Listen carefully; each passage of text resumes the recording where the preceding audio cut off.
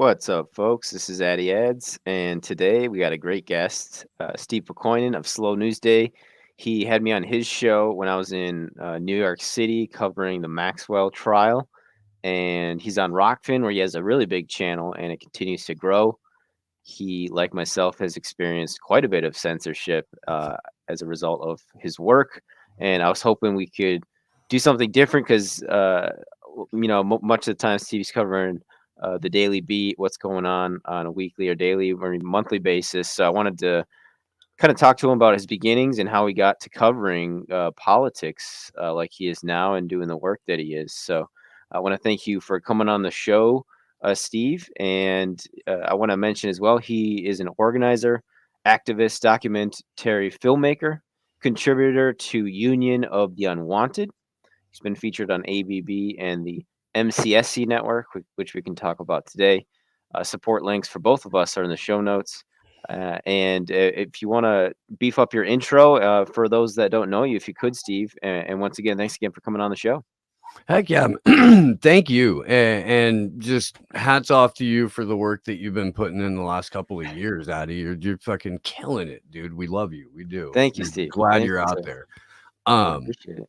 Yeah, I'm Steve. I have a show called Slow News Day, and we try to have nuanced, grown-up conversations about complicated and sometimes controversial topics without resorting to hyperbole or alarmism or name calling, and we don't play team sports on any particular issue. And it's the morning show really is kind of popping right now. It's picking up really big on right. There's nobody that does a morning show on the Rockfin, and so for the last several weeks we've been doing that, and it's essentially apocalypse prep, getting most of your news 6 to 12 months early, and dick jokes. So it's been working out quite a bit. We get comedians that come through, and then also brain breaking individuals like Vanessa Beeley and Corey Morningstar and Whitney Webb pop in. Dr. Pierce Robinson has been on. There a lot of people that have significant background information on the world in which we live and the oncoming technocratic state that we face, and solutions on how to sidestep or prevent that.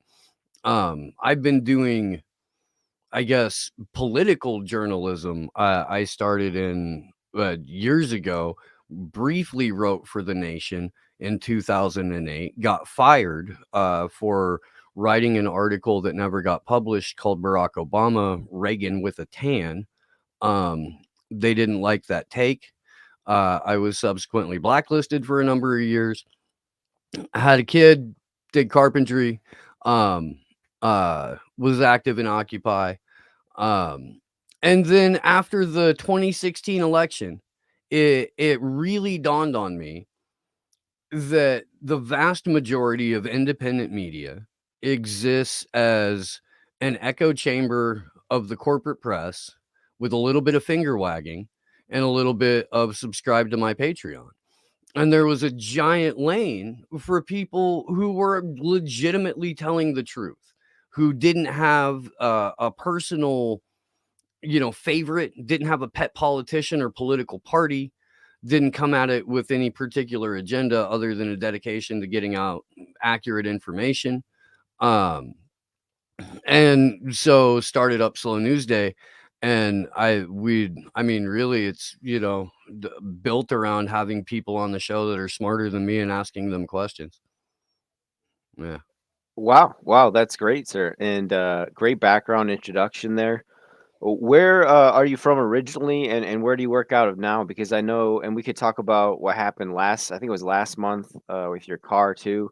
But yeah, going back, like what other careers have you had? Have you always had an interest in geopolitics and in history and such, or was that something that developed more slowly? So I grew up in a town called Anderson, Indiana, which Chris Hedges writes about in a book he wrote called America: The Farewell Tour, as an example of what happens to a town as a result of NAFTA and Bill Clinton. And it was GM town, largely GM in Churchtown. And now it's a church and methamphetamine town.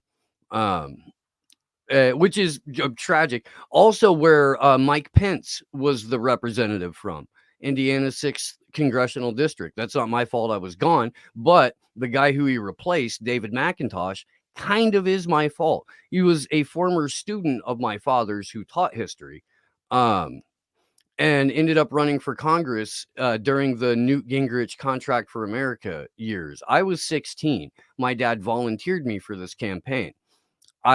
Before I was old enough to vote, worked on a US congressional campaign as an intern, but as an intern with nepotism from the candidate. So I got put in to the big boy rooms just because. No reason for me to be there, but I got to see how a campaign really operated. And I got to see who these people really were. The first time I ever did cocaine in my life was when I was getting handed a stack of Christian Coalition Value Voters Guides to go through. Wow. So, I mean, That's like, quite an anecdote. at 16 years old, I'm experiencing this. I have also, at 16 years old, experienced psychedelics, real punk rock, real hip hop, and Behold a Pale Horse by William Cooper. I was an avid listener of Art Bell and Coast to Coast AM back in the day when art was still like popping. Go Okay. ahead. Okay. Art Bell. I'm actually not familiar with that name. Oh man, so Coast to Coast AM was a radio show forever and a day. It's hosted by a guy named George Norrie. Now it's George Snorri. A lot of people refer to him as. Kind of lost a little bit. Art Bell is like a guru. The Clyde Lewis, who's huge now in like the UFO and sort of truth community, owes most of his life to Art Bell. And Art Bell would have on anyone, and he would treat them more or less like, no matter what it is they were saying or where they were coming from, they were a normal human being who had something to say. He would push back when pushback was deserved. He would freak out from time to time. And he was just a legend in, like, I don't know, or exposing people to the ideas that there may be something more to their government than what they see, and huge in the UFO community. Um, and yeah, it was an interesting way to kind of formulate a worldview around, all of those multiple different experiences. Okay. Okay. So that's pretty rare, I think, that you would have that sort of close up experience with a political campaign at that age, and especially given the anecdote, that's pretty unique, but maybe unsurprising given you know how revelations of corruption and how these things work. Politics at seems like almost every level works that way. Well, and again, I mean, it's not rare to be brought onto a campaign via nepotism. It's not rare to be brought on to anything because the guy who's ostensibly running the show knows your dad or knows your uncle or knows your mom or you're friends with his kid or some shit like that. That's how the world works. We interview largely based on our friend pool or like the access to our friend pool, or at least like the genre of people, because or at least a lot of times when we're pulling guests, it's people that we already know, or it's people whose work we already know and we're already fairly familiar with, because that's how people work. Like there are times we go out of our way to get somebody just because they have a particular viewpoint on this thing, or we're looking for, something specific, but mostly we're drawing from a friend pool, a contact pool of people that we already know and we already trust, so that we don't have to get some random who's going to drop N bombs or some weird, something like that. I mean, really.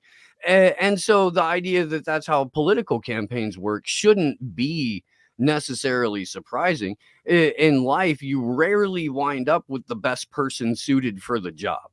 You wind up with the person who got hired, you know. Right. Yeah. I was not the best person suited for that job, even as a volunteer. Like I didn't care. I was a punk kid. My dad was making me do this, and I found out that Republicans were way into drugs and butt sex, and I was like, "Whoa, dude, what's going on?" Like, I'm like, really? It's that kind of party. It was back mid '90s. Ecstasy pills were huge. Like all of it. I have never not been to a Republican convention that did not revolve around cocaine, ecstasy, and debauchery. Not Wow. once. Yeah, dude, CPAC is off the chain. It really is. Like if you're looking for a party, I'm not kidding. It's so weird. It's the you would and it's people who don't know how to party, which is even funnier. Even funnier. So for that comedic experience alone, should you ever choose to want it, I'm not trying to tell anyone what to do. Hit up CPAC and bring Molly. You'll make you'll make friends. Isn't that going on right now, or it just ended, right? It was like last week, Yeah.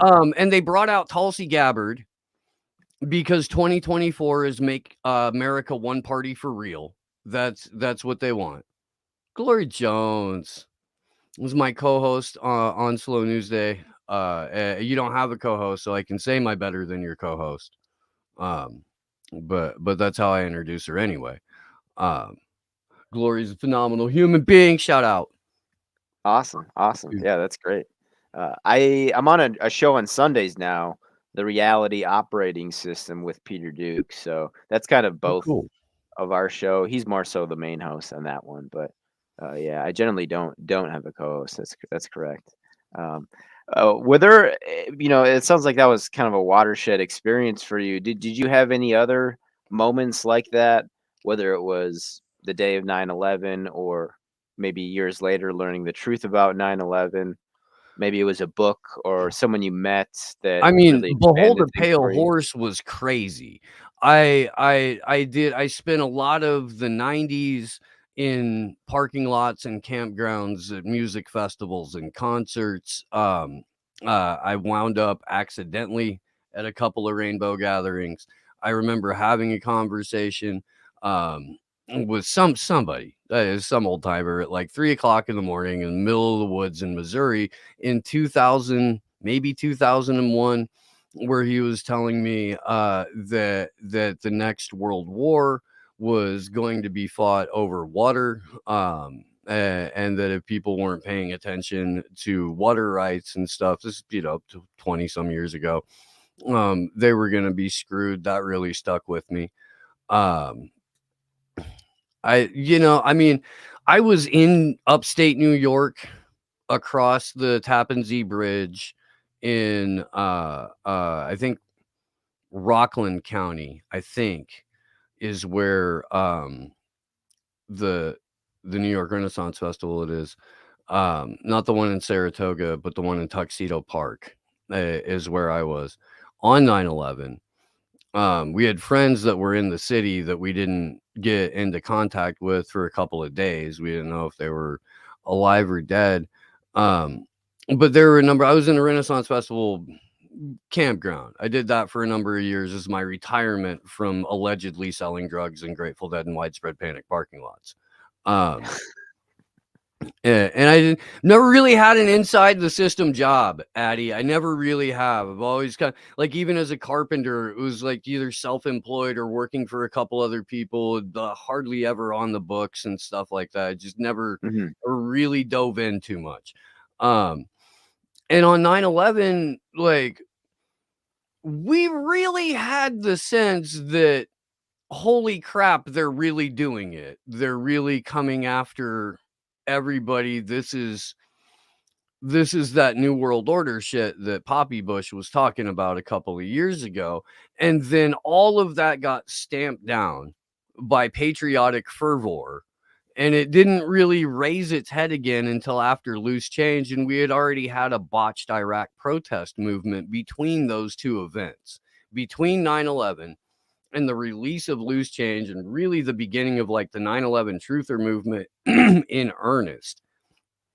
We had already tried and failed at an anti-war movement. Largest anti-war protests ever on record for the Iraq War in 2005. And it got people put on lists, and it got Julian Assange mad enough to create WikiLeaks. And you got like the early kind of like real cyber activism out of it. But man, it, I don't know, dude. I just thought about that. That just popped into my head. Like, that's weird. It's weird that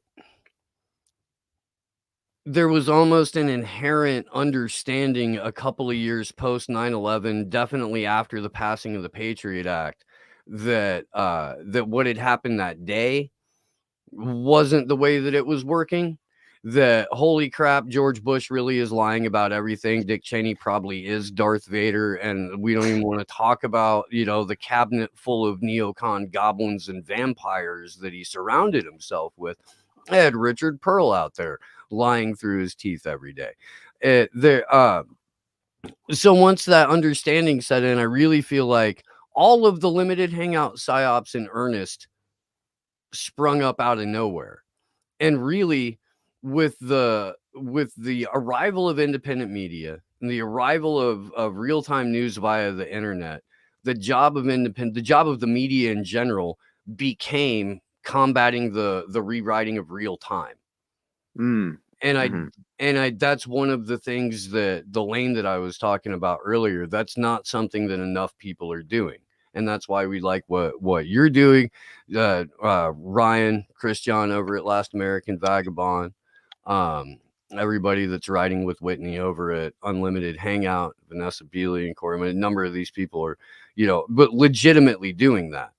And people are on the ground at events, showing them in full live streaming, uninterrupted, at protests, at gatherings, where it can't be edited, where the state can't come in and make it look like one thing went one way and one thing went another way. So vital and so necessary to helping people complete a picture of what they're actually dealing with in the world. And we don't have enough of that.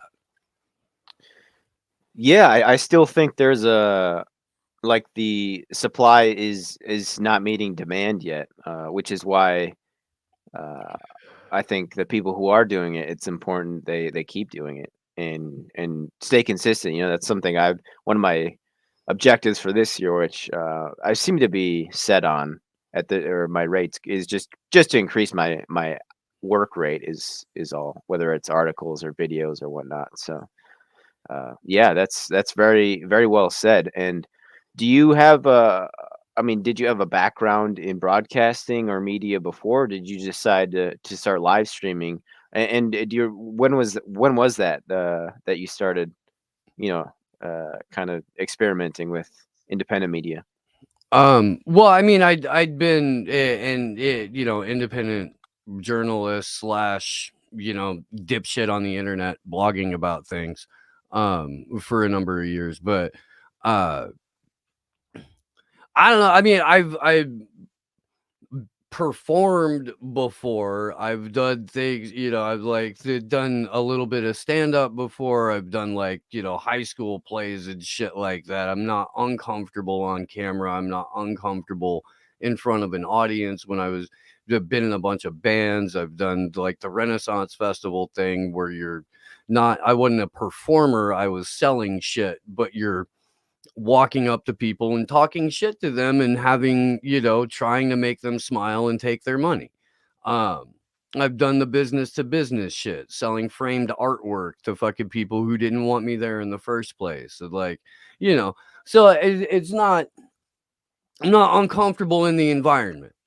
And throughout the years, I managed to meet some pretty cool people and make some pretty cool contacts. And in October of 2018, I launched the show officially. Tried it once back in May of that year. The guy that I had co-hosting with me literally froze up on camera first moment in, and just proceeded to tank the show and was like, I can't do this. Took me about 6 months before I tried it again. And we're 3.5 years in now. and almost or right around 700 videos, 340 coming on episodes, I think, or 360 episodes, interviews on Slow News Day. One of them being one of John McAfee's last interviews as a free man. Wow. Wow, Uh, that's amazing. yeah, had him on from the pirate yacht. He talked some crazy stuff. He really did. That interview is worth checking out. Yeah, yeah, I'll see if I can put in the show notes. What did you guys talk about? When was that again? Because he got arrested It a was couple of years ago Cinco now. de Mayo. It Oh was wow. on Cinco de Mayo of 2020, and he got arrested in August of that year. Mm-hmm. Yep. Um, so he was on the pirate yacht before the interview. There's a clip on the YouTube channel of him talking about it. I think it's about a 12-minute clip or something. But he leads in, maybe it's the shorter one. But he leads in with this weird thing about culture being the thinnest of all veneers. Culture, Hmm. our civilization, civility, that kind of thing is the thinnest of all possible veneers. And then he talks about love and he talks about all this crazy shit, dude. He also kind of seems to predict his own arrest and death in Barcelona. Um, Little weird. Uh, um, and then we talked a little bit about Julian Assange. We talked about there's some point I asked him a question and he's like, I thought you were a nice man. I fucking hate you, truth seekers. Shit like that. Fucking Really? with me a little bit. I threw him off when he got on screen. McAfee is the type of guy who definitely wants to control the conversation in the interview and know who he's talking to and shit like that.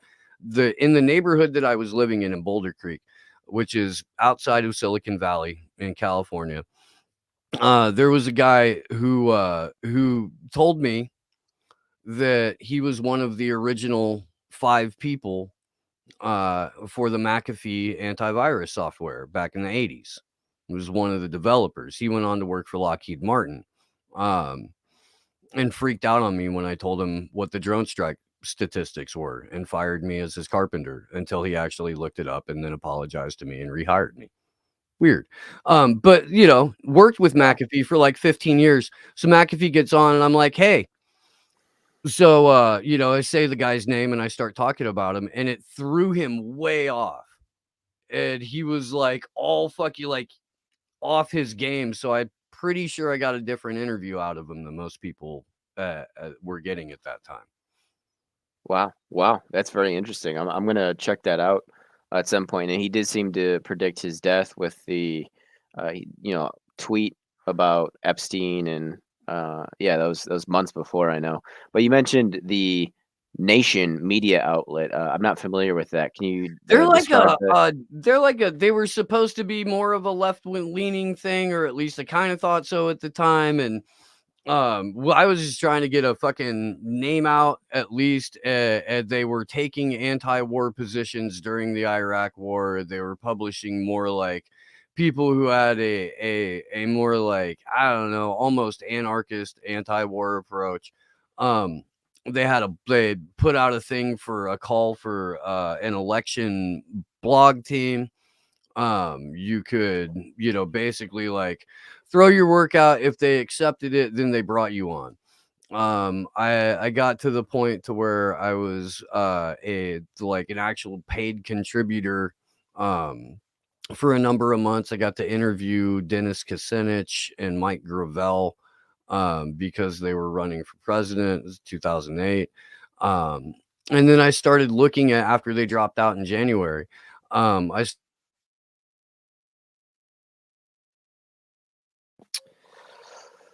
We still got you there, Yeah. Steve? Oh, yeah, I'm sorry, that's gonna happen. The internet here is a little wonky. Okay, Um, no worries. Yeah, please continue. Apologies for that. No Um, worries. at any rate, I started writing about Obama, and I started looking into him, and Obama turned out in 2008 in the spring and summer, you were not allowed to criticize. Um, and this at the time, Chris Hedges was the managing editor for the politics section or not Chris Hedges, Chris Hayes, Opie, that guy. Um, and so when I ultimately got fired, it was Chris Hedges' name that was on the email. Or Chris, I keep saying Hedges, Hayes, Chris Hayes, the MSNBC host, Oh, tall, wow. goofy, Opie looking dude. He was Yes. the managing editor for the politics part of the Nation back then, like 14, 15 years ago. And that's how he got brought on to mainstream too, was through that outlet. Yeah, Okay. yeah. Okay. Wow. Wow, very interesting. I did not know you had that experience there. And what is your take on what's been going on in Eastern Europe, Ukraine, and Russia? I don't know if you have what your understanding is, but I wanted to ask you about that. So, I'm very upset with a number of my colleagues in the independent media that have read Russia Ukraine all wrong and are legitimately cheering for war and are legitimately like helping to push the world to the brink of nuclear devastation. Um the Ukraine was created as a buffer zone between the Soviet Union and the further and ever increasing expansion of NATO. Um, it has been effectively the dumpster for the West from the mid 60s on. We helped install puppet regimes post 1991, the fall of the Berlin Wall, and the decommunization of the Soviet Union and the balkanization process afterwards. We were involved in the Orange Revolution in 2004. We overthrew the legitimately elected government in 2014 and installed neo-Nazis. Joe Biden's kid, not the only one involved in energy companies in Ukraine post 2014. Paul Pelosi, Nancy Pelosi's kid, has been one of the Romney sons. I don't know if it was, Tag or freaking Bolt or Colt or whatever their names are. It'll just sound like colors of sweaters in a lamp. Yeah, yeah. Romney's kids have some weird names, for sure. But So, who else? Oh, Adam Schiff is involved in a Ukrainian energy company. Um, so I mean, the people have been exploiting this situation for years and years and years, while the Ukrainian military, primarily the actual Nazis in the Azov battalion that were absorbed into the Ukrainian military, with full knowledge that they're neo-Nazis and Banderites, have been shelling the crap out of an area in Donetsk called Donbass for the last 8 years. There have been almost 15,000 bodies that they pulled out of the Donbass.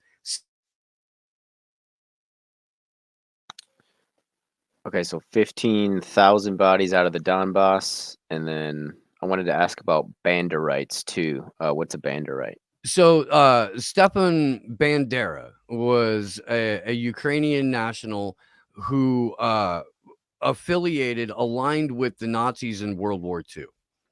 The Banderites are the people who look to him as a true hero of Ukraine, as someone whose philosophy was one to be upheld. In fact, a number of the people that got put into power in 2014 are the sons and daughters of the original Banderites, the original Ukrainian Nazis.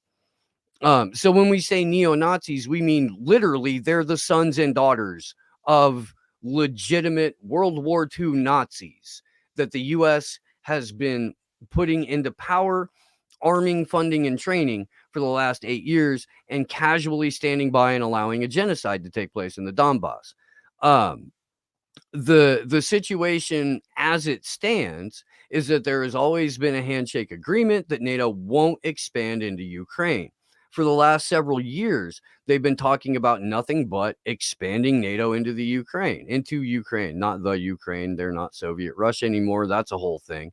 Um, the pronunciation of Kiev is a whole thing too. Like, it's weird that I don't know. What was up geopolitics. with that? Why did it? It's like all of a sudden everybody started going from Kiev to Kyiv. It was like That's a a few days virtue ago, wasn't signal. it? That's a signal when you pronounce it Kyiv, the KYIV, you're signaling that you are the Western aligned faction, that you are anti-Russian, that you are pro-NATO. If you say Kiev, which is the Russian, like, traditional, even Ukrainian pronunciation of it, then that's supposedly signifying that you align with Putin on this. But the whole, like, let's repronounce the name of it, that's a purely a like NATO tactic. That's a Western thing. It's super but they got all the broadcast journalists doing it. They got most of the independent media doing it. It's all the hashtags and stuff like that. And it's just another way to manipulate and control people because nobody Yeah, even knows why they're doing it. yeah. It's kind of part of that linguistic warfare because a friend commented to me that it was like all at once they just switched to that. A lot of great stuff there, Steve. I wanted to ask as well.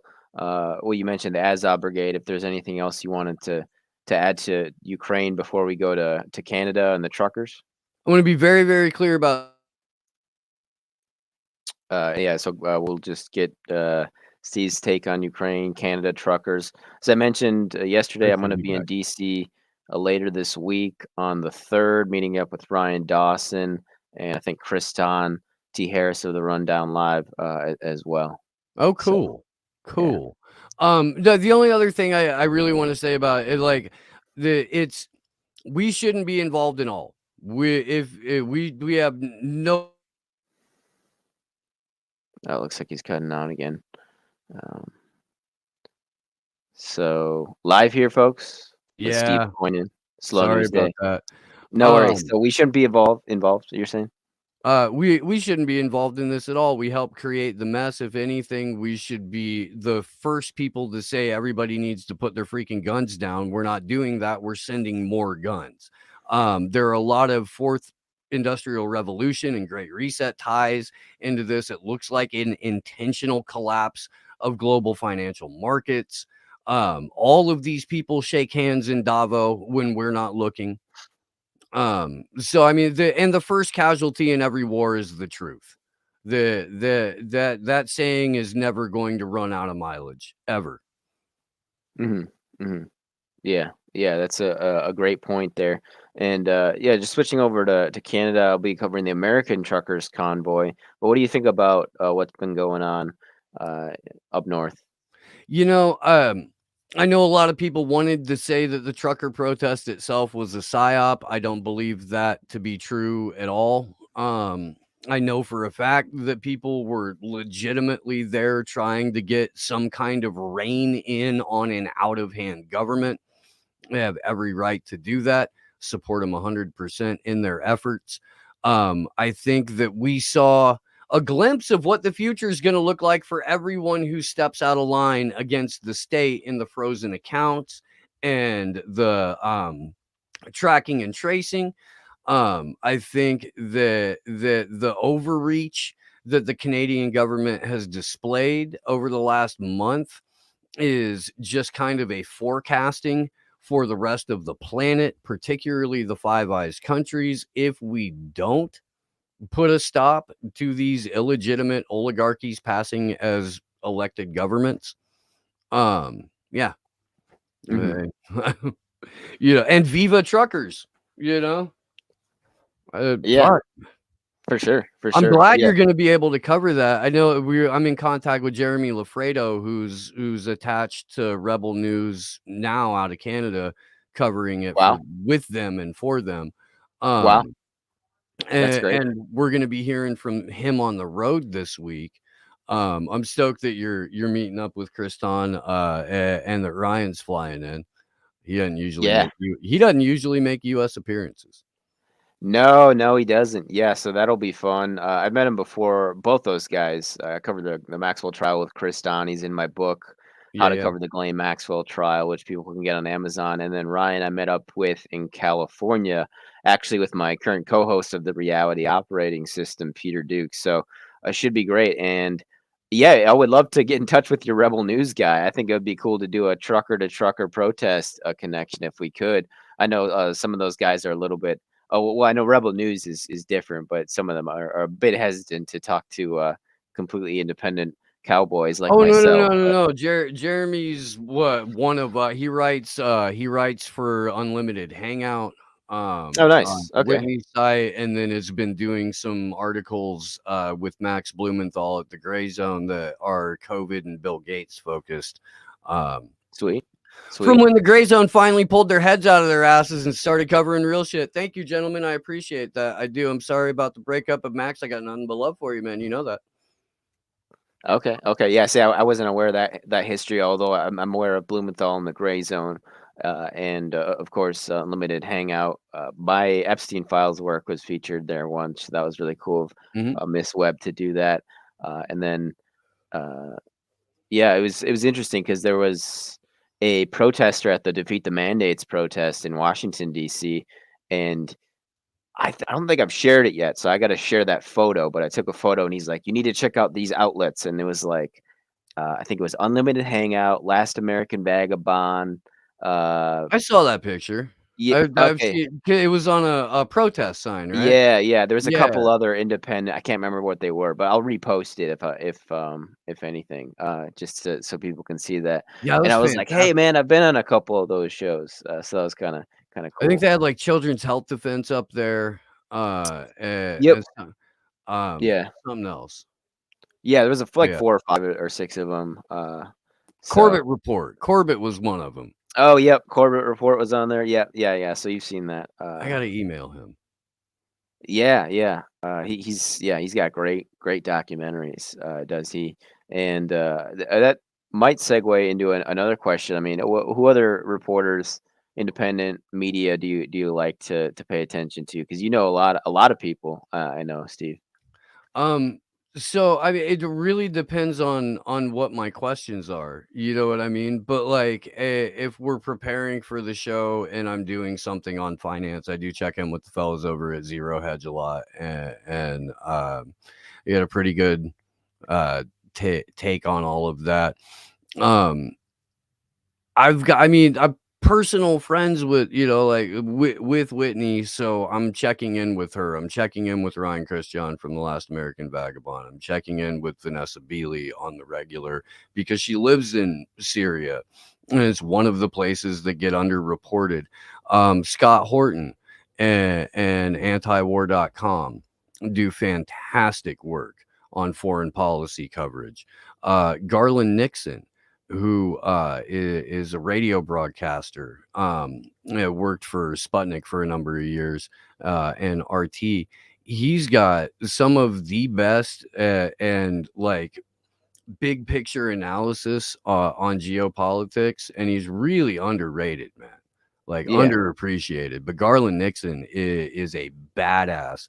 Um, Corey Morningstar, can't say enough good things about her. Her and Vanessa are going to be on the show Thursday too, by the way. It's at 10 o'clock sweet. on the West Coast and 1 o'clock on the East Coast.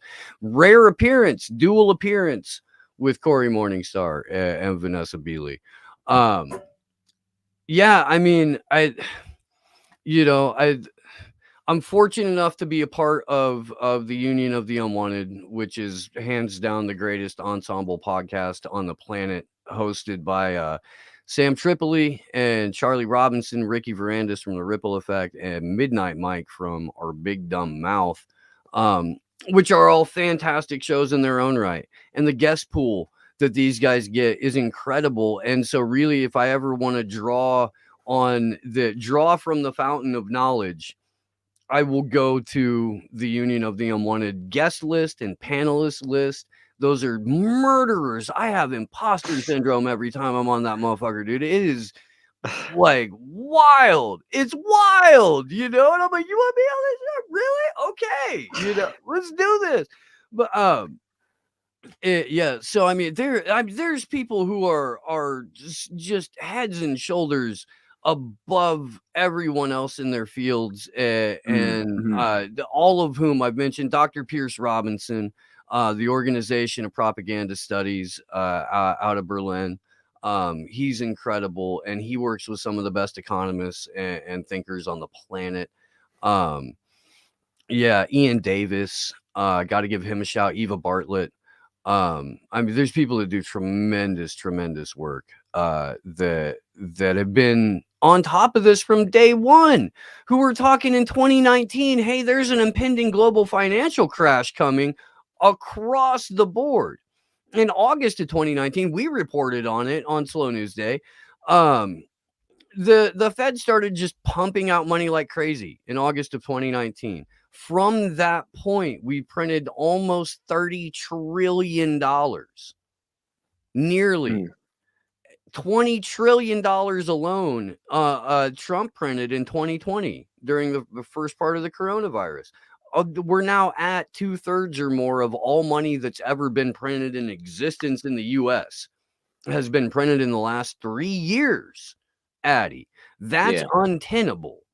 Yes. Yeah. And it's intentional, which means we're going to get screwed. So get seeds and start treating them like currency. Seeds like to grow plants and such. Yeah. Yeah. And just stock up on heirloom seeds and as you can, and if you can, they're getting harder to find. Heirloom seeds? Heirloom seeds, yeah. Yeah. Not genetically modified, not hybridized. Well, hybridized, but hybridized from like a mother plant, and they're the seeds that you want. Okay. So not genetically modified seeds. Right. Yeah. Right. Okay. Do you have any other recommendations on that topic as far as shall we say doomsday prepping? I mean, I'm an avid supporter of the Second Amendment, and think that you should definitely have the ability to defend your immediate surroundings. To that point, I would look into bullet making machines rather than purchasing bullets, and making friends with a gunsmith, because you never know when you're going to need one. But in an era of 3D printing, all gun laws are meaningless anyway. Let's be perfectly honest. We kind of reopen the door to the Wild West if we're in a position to do so. Dry food, absolutely. Water purifiers, absolutely. Um, and I mean, really, like, if you don't know how to repair things, learn how to do that while you still have access to YouTube. Watch some bushcraft videos, learn how to build a shelter in case you need to. Shit may get weird, but the fact that we've lost the ability to maintain and repair our own equipment broadly across society is a goddamn shame. It really is.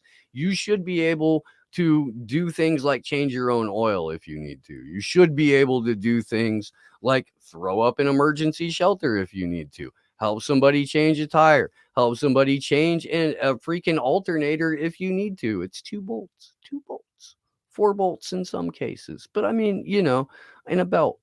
But I mean, there are things that we've gotten away from through quote unquote convenience that are going to enslave us because we've forgotten how to take care of ourselves.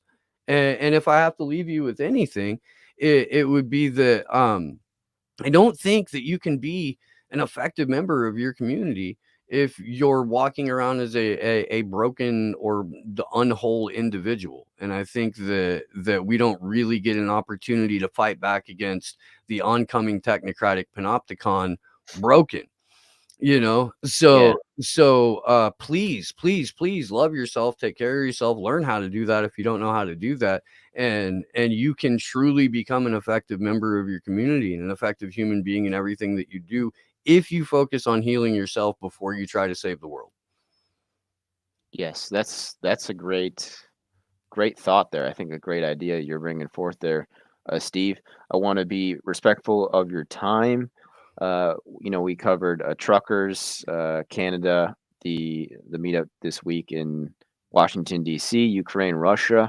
Where can people support you? And if you have any other closing thoughts as we end our show here today, Steve, and I'm hoping we could do it again sometime soon, maybe on a monthly basis or something like that. That would be I would love that, and fantastic. ordinarily, I'd hang out for as long as I possibly could. I'm at my friend's studio right now, and he has a show, at noon. It's Yeah, yeah, no worries, no 11:46. worries. Um, so I do apologize for that, man, because I did enjoy chatting with you, and please come back on Slow News Day soon. Yeah, Um, of course, no, anytime. Rockfin right now really is the best place to find us.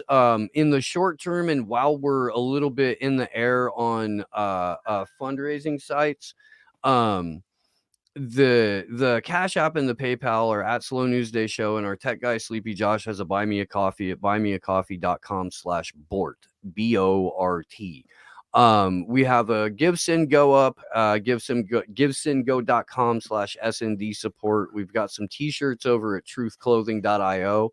And they do Last American Vagabonds shirts as well. They're a great little company. It's Nathan Stopman from Lift the Veil, who's also here on the Rock, who's also on Rockfin, Nice, and nice. his wife.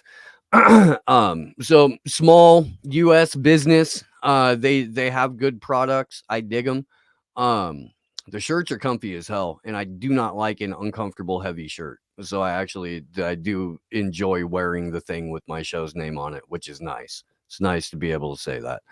Um, Other than that, man, we're going to be an entirely self-hosted program starting April. We're completely extricating ourselves from the machine as much as possible. Um, Okay, so and what does that mean? that means that that all shows go through our own private server, that we're putting them out from the website primarily. We're going to always and only first be directing people to slownewsdayshow.com. It's going to be under construction until April Fool's Day. And then we'll launch it. Slownewsdayshow.com, that's where the show's going to be. That's where the content's going to be. You'll be able to find it other places, but we'll be, making it a little bit more painful, and trying to get you to come to the website, because you'll be able to do that if if YouTube goes away. You'll be able to do that if DLive or Twitch or even Rockfin goes away. You'll still be able to get the content there, and we won't be tied to Amazon servers, so they won't be able to get us that way either. Um, so we're trying to create an ecosystem where people can be as free to speak about whatever they want to speak about without fear of reprisal from anyone, or at least any tech overlord. Awesome, awesome. That's And we'll be federated with the Mastodon universe, and we'll be federated with the No Agenda community and that kind of stuff. awesome, awesome. Great stuff there, Steve. And I will include those in the show notes. His link tree is there as well for Slow News Day. Be on the lookout for the new website on the 1st of April of this year. If you want to support either of us, those links are in the show notes as well. This video will be available on rockfin.com/addyads, the audio anywhere where podcasts can be found. I want to thank Steve of Slow News Day once again, and the audience for tuning in. Stay frosty, folks, and we'll see everybody next time.